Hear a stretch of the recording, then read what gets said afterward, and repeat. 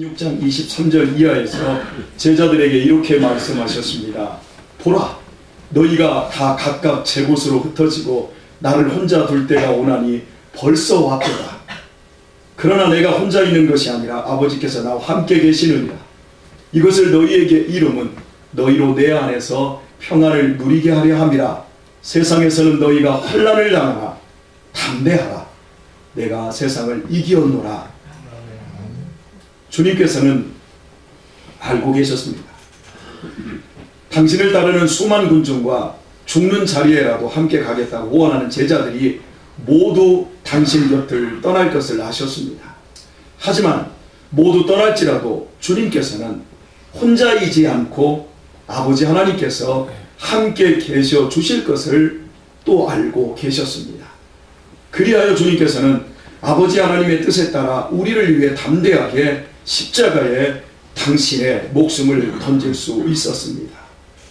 예수님의 홀로 처하심과 그 죽음은 결국 믿는 이들에게 사망을 이기고 영원한 부활을 여는 디딤돌이 된 것입니다. 그러므로 그 밤 영원한 부활의 구주가 되실 주님께서는 제자들에게 말씀하셨습니다. 너희가 세상에서는 환난을 당하나 담대하라. 내가 세상을 이기었노라. 분명히 우리에게 환난을 당한다 약속하고 있습니다.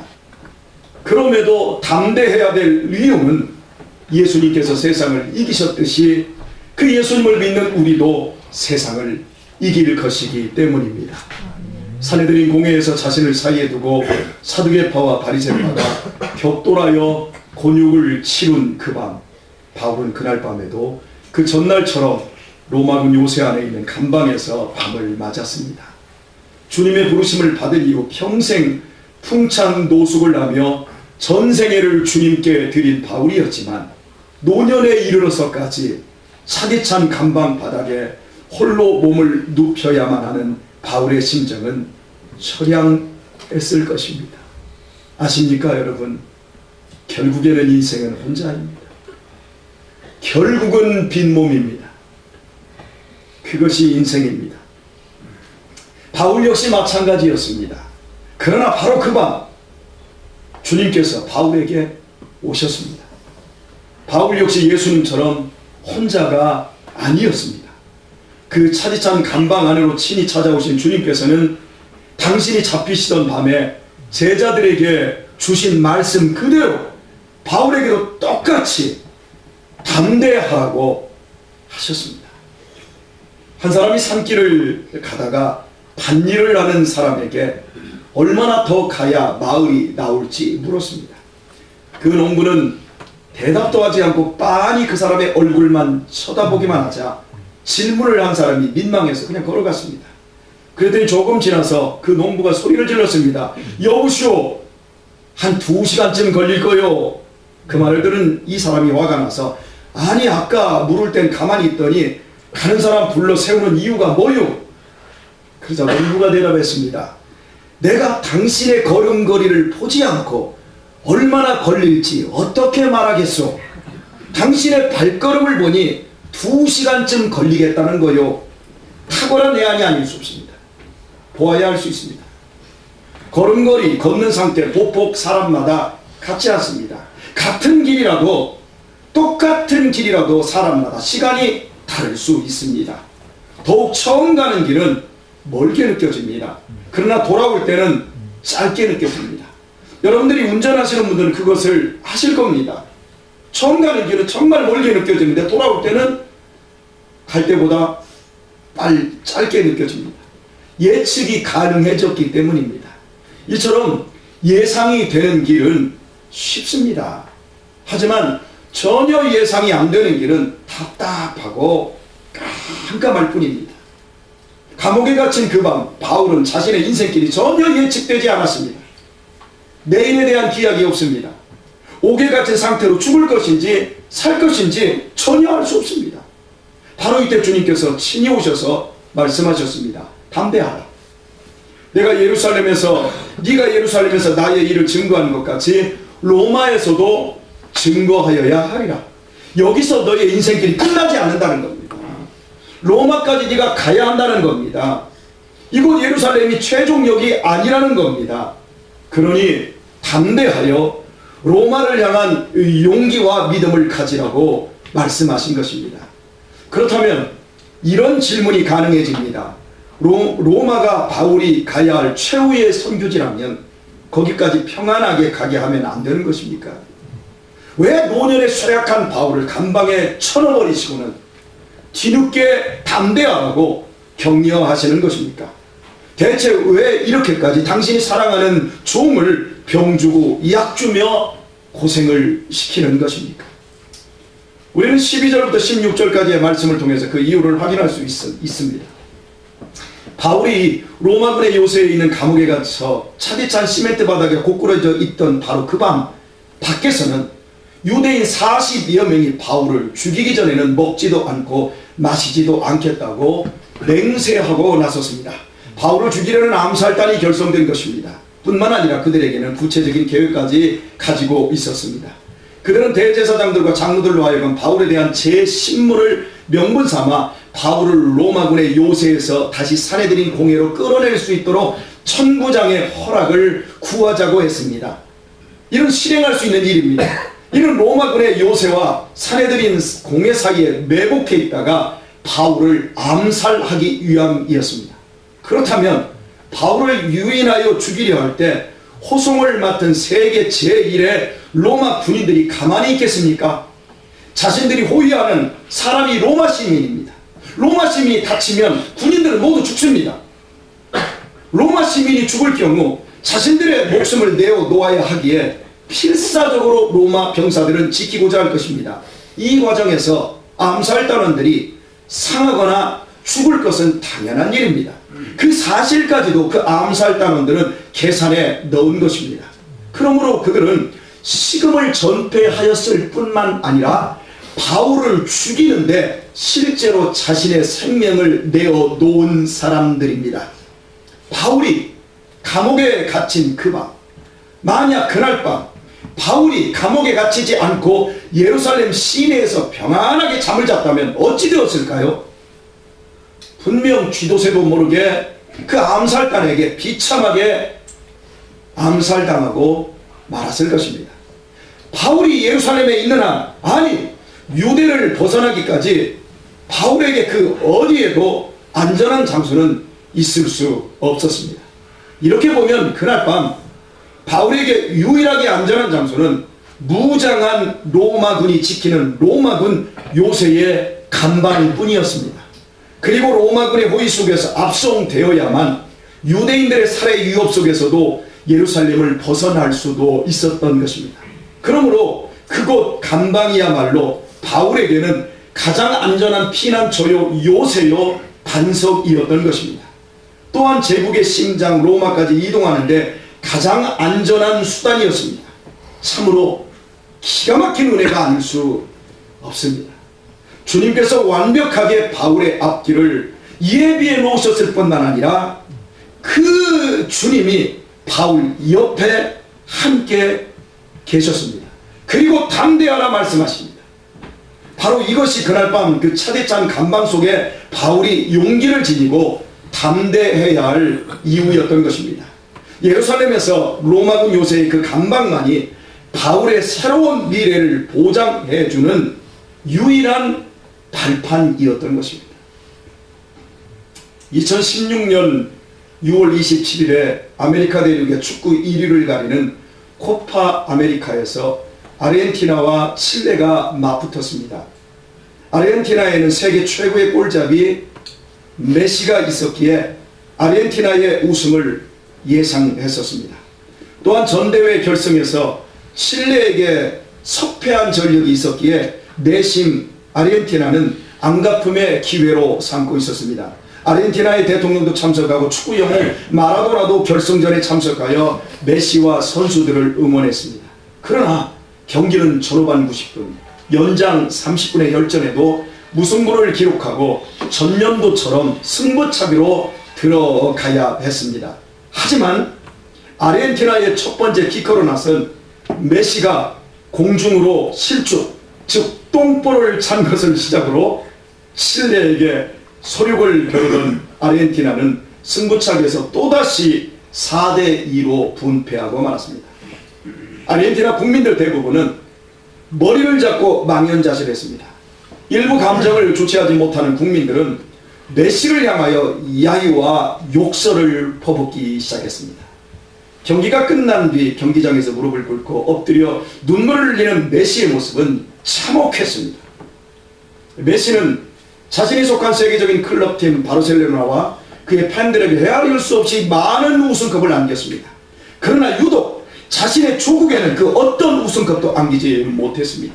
현역 시절에 조국의 월드컵 우승의 영광을 안겼던 펠레와 마라도나와는 달리 메시는 월드컵 준우승 1번과 3번에 걸친 코파 아메리카 준우승으로 만족해야만 했습니다. 번번이 우승 문턱에서 좌절한 것이었습니다. 그날 29세의 메시는 눈물을 줄줄 흘리며 이렇게 말했습니다. 나의 국가대표팀 경력은 이제 끝났다. 내가 할 수 있는 모든 것을 했지만 챔피언이 되지 못해 가슴이 아프다. 이제 국가대표는 끝났다. 모두를 위해서다. 나는 더 이상 국가대표를 할 수 없다.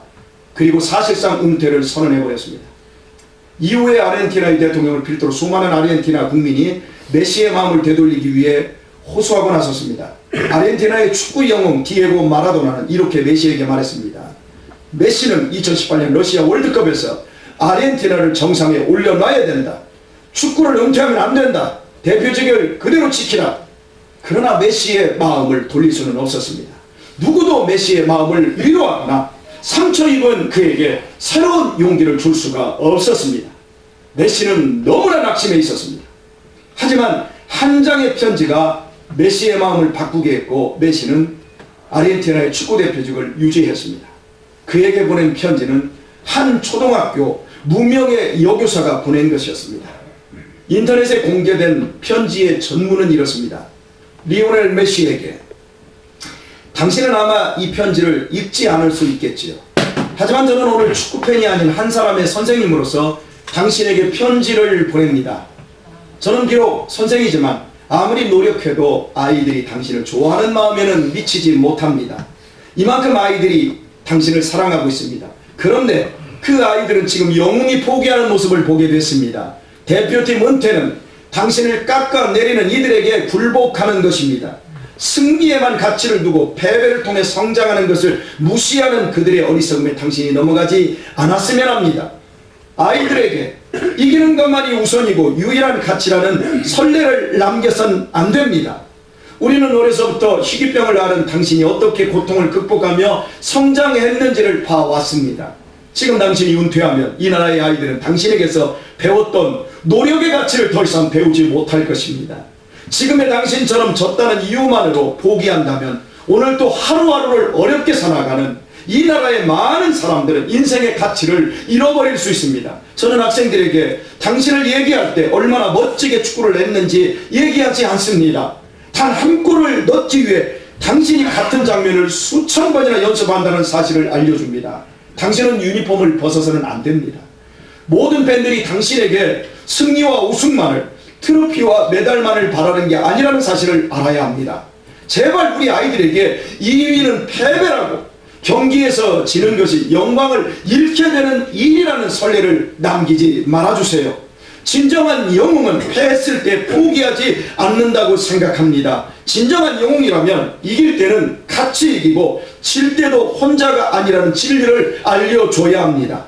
당신이 우리나라를 대표할 때만큼은 리오넬 메시가 아닌 아르헨티나 그 자체라는 마음으로 대표팀에 남아줬으면 합니다. 결과와 관계없이 사랑하는 일을 하며 행복할 수 있다면 그게 가장 위대한 우승이라는 사실을 제발 우리 아이들에게 보여주세요.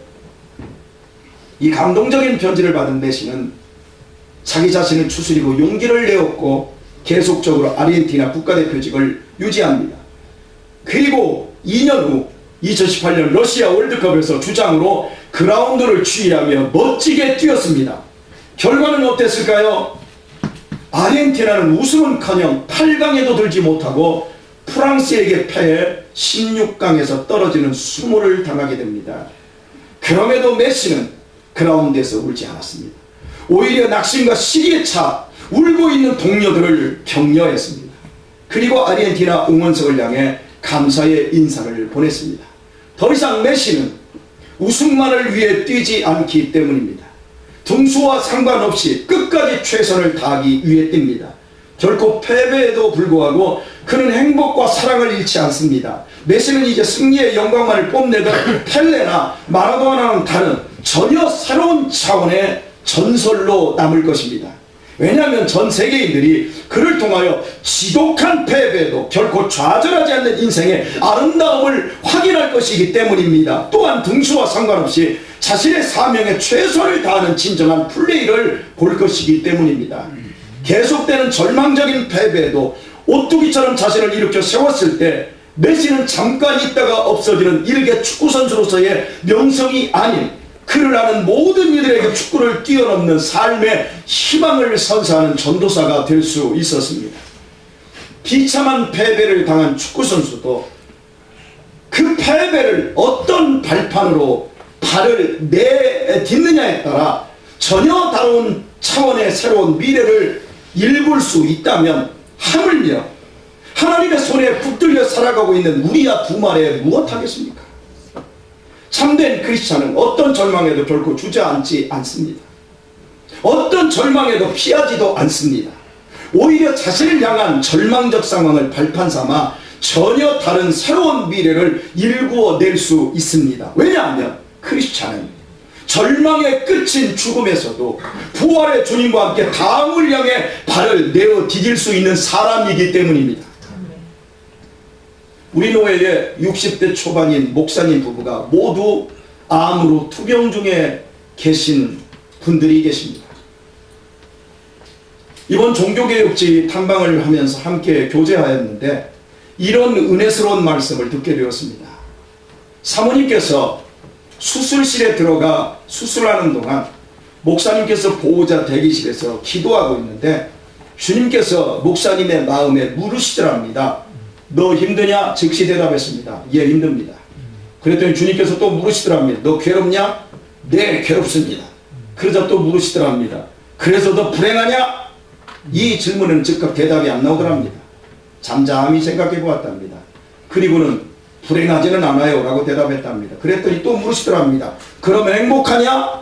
역시 목사님은 즉각 대답을 하지 못했습니다. 그 상황과 말씀을 깊이 묵상하게 되더랍니다. 그리고 대답드렸답니다. 예, 주님, 저는 행복합니다. 생각해보니 자신은 행복한 사람이더랍니다. 구원을 받았고 주님이 쓰시는 목사가 되었으니 행복한 사람이더랍니다. 더욱이 암으로 인해 겸손한 마음을 갖게 되었고 아내의 아픔 역시 온몸으로 동감하게 되어 더욱 아내와 친밀해졌으니 이보다 더 좋은 부부관계가 없더라는 것입니다. 그런데 예, 주님, 저는 행복합니다 라고 고백드리는 순간 거짓말처럼 마음의 고통도 마음의 두려움도 다 사라지고 감사가 터져 나오더랍니다. 그날 이후 비록 약한 몸이지만 더욱 행복하게 목회를 했고 교회 건축도 크게 할 수 있었고 더 감사한 목회를 하게 되었다고 말씀을 하셨습니다. 부부 중 한 사람에게만 걸려도 힘든 것이 암인데 두 사람 모두에게 발생한 암, 그리고 수술과 투병 절망의 현실일 것입니다.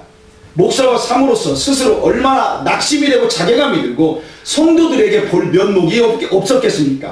그러나 오히려 그 같은 불행이 더 풍성한 사역을 위한 발판이 되더라는 거예요. 그 이유는 모두 주님이 함께 하셨기 때문입니다. 그러나 종교개혁지를 가기 위해서 이분이 지금 노예석입니다. 그러니까 안 갈 수가 없는데 당신 몸이 너무 아프니까 갈 수가 없는 거예요. 그래서 기도해달라 그래서 이제 겨우 가는데 인천공항에 나왔는데 얼굴색이 흑빛이 되었어요. 두 분이 다.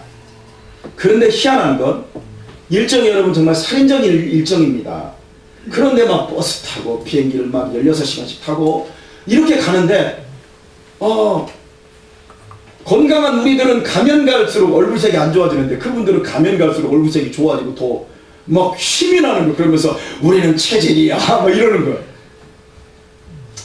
이유가 뭔지 아십니까? 약한 것을 알기 때문에, 약하기 때문에 하나님이 그들을 붙잡고 계시는 거예요.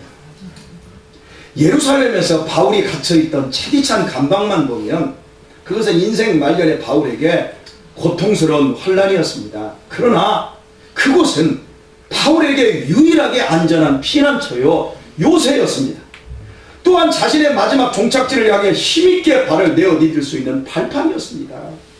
그래서 환경의 암울함 속에서도 주님은 바울에게 담대하라 말씀하셨고, 이 말씀에 힘입어 바울은 로마로 갈 수 있었고, 주님이 지시하는 곳에서 자신의 생명을 멋지게 하나님 앞에 드릴 수 있었습니다. 말씀을 맺겠습니다. 주 안에서 사랑하는 교회 여러분, 예수님께서 여러분의 구주이심을 믿으십니까? 네. 여러분을 권유신 앉아. 권유신 이리 와. 다시 와 앞으로. 다시 와 앞으로. 여기 앉아. 제 아들입니다.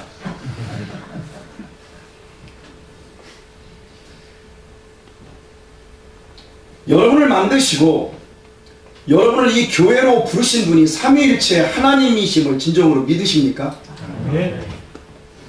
평생의 삶이 끝나고 세상 떠나는 날 여러분의 영혼을 주님께서 천국으로 인도해 주실 것을 믿으십니까? 아멘. 그렇다면 지금 혹시 원치 않는 환난과 뜻하지 않는 고통 속에 처해 있다 할지라도 절망의 노예가 되지 마십시오. 아멘. 도무지 출구 없는 함정에 갇혀 있다고 원망의 노예가 되지 마십시오. 주님은 당신의 인생을 비참하게 끝장내실 나쁜 하나님이 아니십니다. 아멘. 오히려 당신이 처한 환경이야말로 당신의 교만한 영혼을 가장 안전하게 보호하시는 하나님의 조치이십니다. 인생은 결국 혼자 되는 것입니다. 인생은 결국 빈몸이지 않습니까? 이 세상에 무슨 소망이 있습니까? 저는 이번 주에 우리 성도님의 빈소에 갔는데요, 한쪽에 있는 조화를 세웠어요. 하나 둘 셋 넷 세우면서 올라갔는데 46개를 세웠어요. 근데 반대쪽에도 그만큼 있어요. 세다가 많았어요. 조기가 들어갔더니 7개가 꽂혀 있습니다. 라인수도 꽂혀 있고 무슨 시청 것도 꽂혀 있고 경찰서 것도 꽂혀 있고. 여러분, 그러면 뭐 할 거예요? 죽을 때 혼자 죽는데.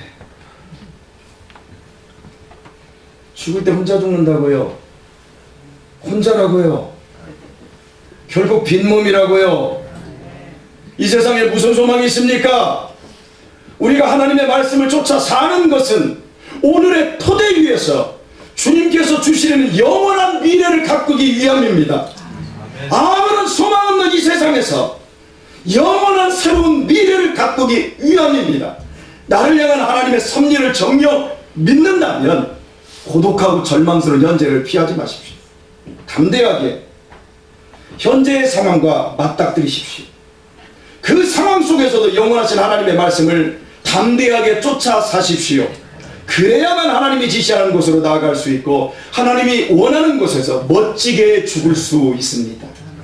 지금의 힘겨운 상황은 하나님께서 주시려는 전혀 다른 차원의 새로운 미래를 향한 디딤돌임을 잊지 마십시오. 주님께서 오늘도 질고의 세월을 살아가고 있는 우리에게 이렇게 말씀하고 계십니다. 세상에서는 너희가 환난을 당하나, 세상에서는 너희가 환난을 당하나 담대하라. 내가 세상을 이기었노라.